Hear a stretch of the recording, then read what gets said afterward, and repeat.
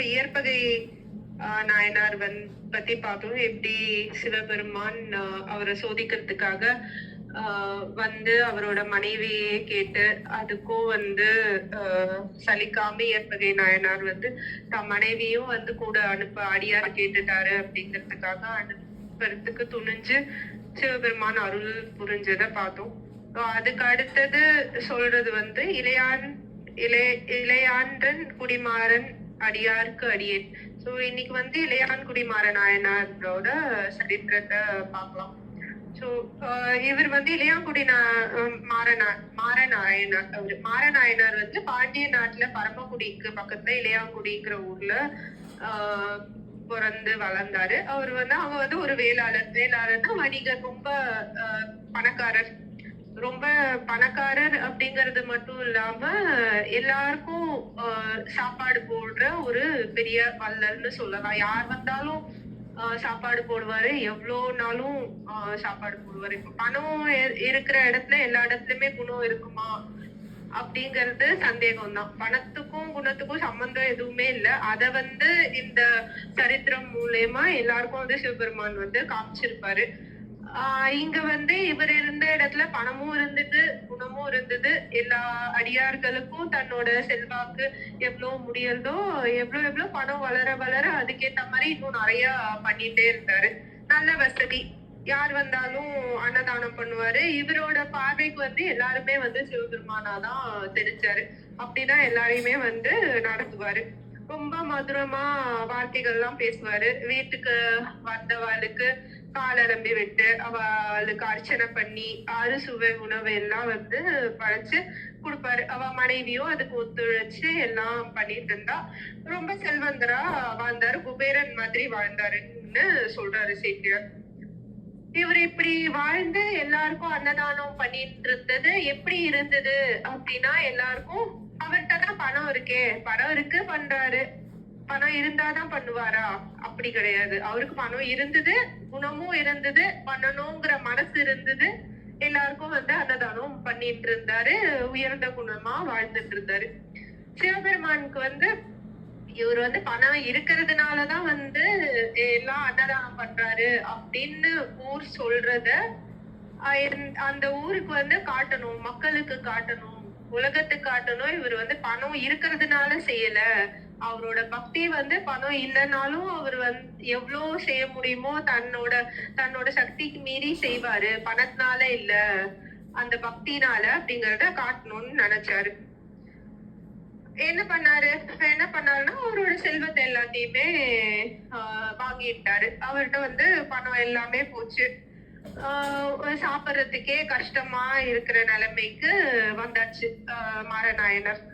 அது சேக்கியார் என்ன சொல்றாருன்னா, இங்க வறுமை பதம் வந்திருக்காமா அவருக்கு. பதம்ங்கிறது ஒரு பதவி, ஒரு மேன்மையான ஒரு பதவிய பதம் அப்படின்னு சொல்லுவா. ஆனா இங்க ஏன் வறுமையே பதம் அப்படின்னு சொல்றாருன்னா, அவரு அவ்வளவு செல்வந்தரா இருக்கும்போது சிவபெருமான் வரல.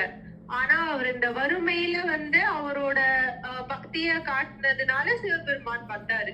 அதனால அந்த வறுமையே பதம் அப்படின்னு சொல்றாங்க.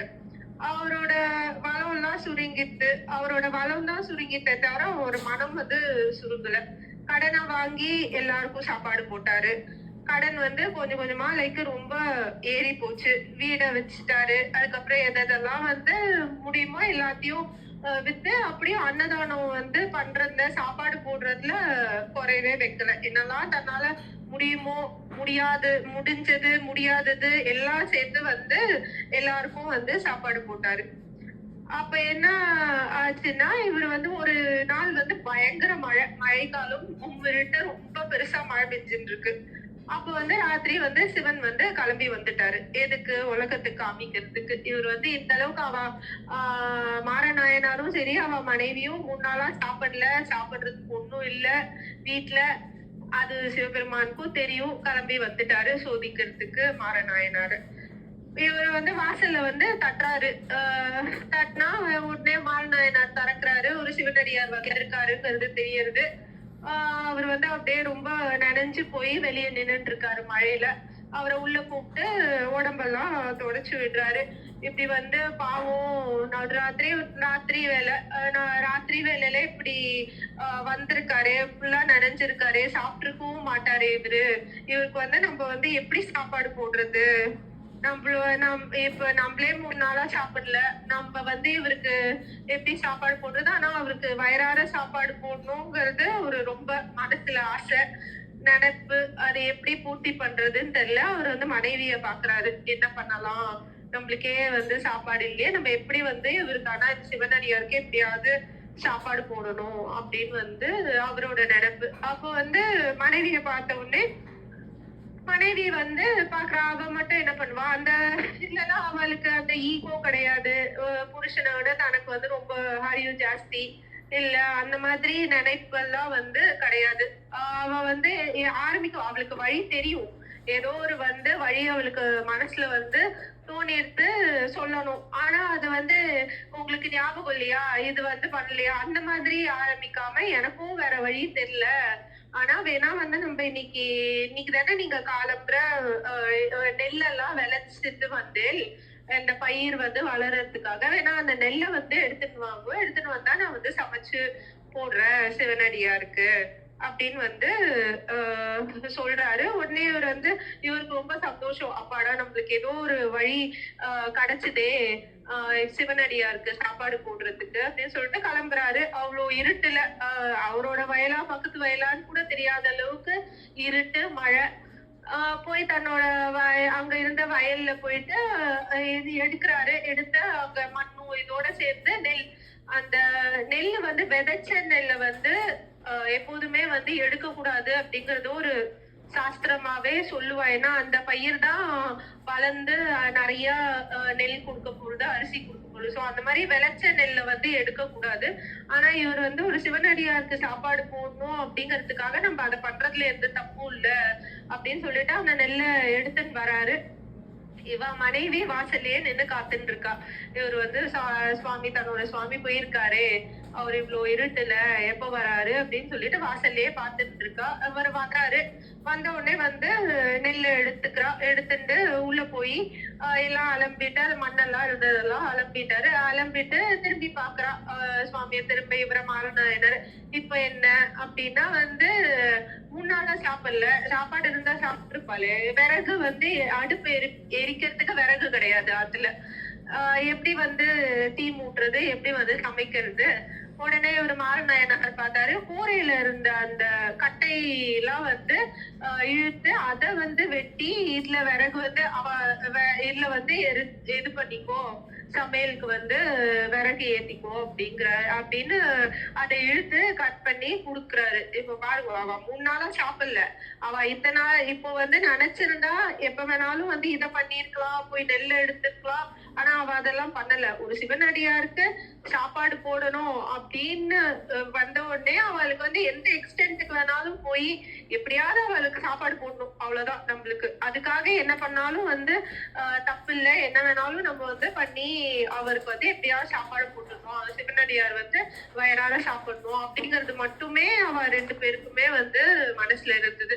இது வெட்டி கட் பண்ணி கொடுத்தாச்சா, சரி விறகு ஏத்தியாச்சா, ஏத்தினா அடுத்த திரும்ப பாக்குறா. இப்ப என்ன அப்படின்னா, வெறும் சாதத்தையா போட முடியும், காய்கறி எல்லாம் எதுவும் இல்லையே, வெறும் சாதத்தை எப்படி சமைச்சு போடுறது அப்படின்னா, ஈரன் வந்து போறாரு. தோட்டத்துல ஏதோ வந்து இருக்கிற ஒரு பூசணிக்காய், ஏதோ ஒரே ஒரு காய் மட்டும் இருக்கு அவங்க பின்னாடி விளைஞ்சது. அதை பறிச்சுட்டு வராரு பிஞ்சாவே. பறிச்சுன்னு வந்துட்டு மனைவிட்ட குடுக்குறாரு, இதை வச்சு காய் பண்ணு அப்படின்னா. அவ வந்து மனைவி வந்து அந்த ஒரு காய வச்சே 4 விதமா காய் பண்றாளாம். எப்படி அவளால அந்த சிவபக்தி இருந்தாதான் அது முடியும்னு நினைக்கிறேன். நம்மளுக்கு 4 காய வச்சு பண்றதே வந்து இதுவா இருக்கு. அவ அந்த ஒரு காய வச்சே 4 விதமா காய் வந்து சமைக்கிறா அப்படின்னு சொல்றான். அத பண்ணிட்டு அதுக்கப்புறம் வந்து எல்லாம் பண்றா. அது பண்ணும்போது அவ மனைவிக்கு வந்து கண்ணுல தண்ணியா வருதாம். என்னன்னா, எவ்வளவு சிவனடியார்களுக்கு எவ்வளவு பேருக்கு வந்து நம்ம பல விதமான காய்கள்லாம் வாங்கி சமைச்சு இவ்வளவு வந்து பண்ணோமே, இப்படி வந்து இந்த சிவனடியாருக்கு நம்மளால இந்த மாதிரி பண்ற மாதிரி ஒரு நிலைமை இருக்கே, நம்ம வந்து இவ்வளவுதான் பண்ண முடியாது. அப்பவும் வந்து அவ சாப்பிடல, 3 நாளா சாப்பிடலையே, நம்ம இப்போ வந்திருக்காரு இவருக்கு பண்ணணுமே அப்படின்னு நினைக்காம நான் எவ்வளவோ வந்து பண்ணேனே, இப்ப இந்த சிவனடியாருக்கு என்னால ஒரு காய் தான் பண்ண முடியறது, ஒரு காய வச்சு இப்படி பண்ற மாதிரி ஆயிட்டேன்னு அவ வந்து மனசு கஷ்டப்படுறாளாம். சரின்னு அத வச்சு எல்லாம் பண்ணியாச்சு, சமையல்லாம் பண்ணிட்டு, சரி எல்லாம் ஆயிடுத்து, நீங்க போய் அவர சிவனடியார கூட்டின்னு வாங்கோ சாப்பிடுறதுக்கு அப்படின்னா, சாப்பிட கூப்பிட்டு போனா அடியார் காணும். அவர் எங்க சிவபெருமான் அவர் வந்து காணாம போயிட்டாரு. காணாம போயிட்டு அவர் சிவபெருமானாவே காட்சி அளிக்கிறாரு உமாதேவியோட. சொல்றாரு, நீ வந்து என்னோடயே வந்து வந்துரு அப்படின்னு வந்து 2 பேரையுமே கூட்டிட்டு போயிட்டாராம் கைலாசத்துக்கு சிவனோட. இவரோட கதை இவ்வளவுதான். மாறநாயனார் வந்து கேட்டாரு, என்ன மாதிரி ஒரு சூழ்நிலையிலயும் அவர் வந்து எப்படி சிவபக்தி பண்ணாரு. நம்மளுக்கு வந்து ஒரு நார்மலா இருக்கிற ஒரு சிச்சுவேஷன்லயே கடவுளை நினைக்கிறதுக்கு, ஏதாவது யாருக்காவது உதவி பண்றதுக்கோ, சாமியை நினைக்கவே எனக்கு டைம் இல்ல, ஆபீஸ் இருக்கு, குழந்தையில பாக்கணும், இத பண்ணணும், அதை பண்ணணும், என்னால இன்னைக்கு பண்ண முடியல அப்படின்னு வந்து நம்ம நினைக்கிறோம். ஆனா இப்படி நாயன்மார்களா இருக்கிறவாள்லாம் வந்து எந்த அளவுக்கு தியாகம் பண்ணி, எந்த அளவுக்கு அந்த பக்திய பண்ணி வந்து இந்த அளவுக்கு வந்திருக்கா. யாரோட கதையுமே வந்து எல்லா நாயன்மார்களுமே ஒருத்தருதும் வந்து அந்த பக்தியெல்லாம் பார்க்கும்போது அப்படியே பூரிப்பாதான் இருக்கு. எப்படி வந்து ஒருத்தரால இவ்ளோ வந்து சரணாகதி அடைஞ்சு இவ்ளோ வந்து பண்ண முடியும் அப்படின்னா அது வந்து மலப்பாதான் இருக்கு. நம்மளாம் அந்த அளவுக்கு இல்ல அப்படின்னாலும் நம்மளால முடிஞ்சது பகவன் நாமாவை சொல்லிண்டு எல்லாருக்கும் நல்லதை நினைச்சுண்டு முடிஞ்ச கைங்கரியத்தை இவாள மாதிரி அந்த ஏழ்மையிலயும் வந்து நெல்ல பொறுக்கி கொடுக்குற அளவுக்கு எல்லாம் மனசு இருக்காது நம்மளுக்கு. கண்டிப்பாவே எனக்கு கிடையாது. நம்மளால முடிஞ்ச அளவுக்கு நம்மளோட சக்திக்கு மீறி சக்திக்கு உட்பட என்ன முடியுமோ எல்லாருக்கும் உதவி பண்ணி நல்ல மனசா இருந்துட்டு யாருக்கும் வந்து எதுவும் கெடுதல் நினைக்காம நல்ல மனசோட இருக்கணும். பகவான் நாமாவை சொல்லிட்டு இருக்கணும். Jai Sriraman. Very good ma'am, super.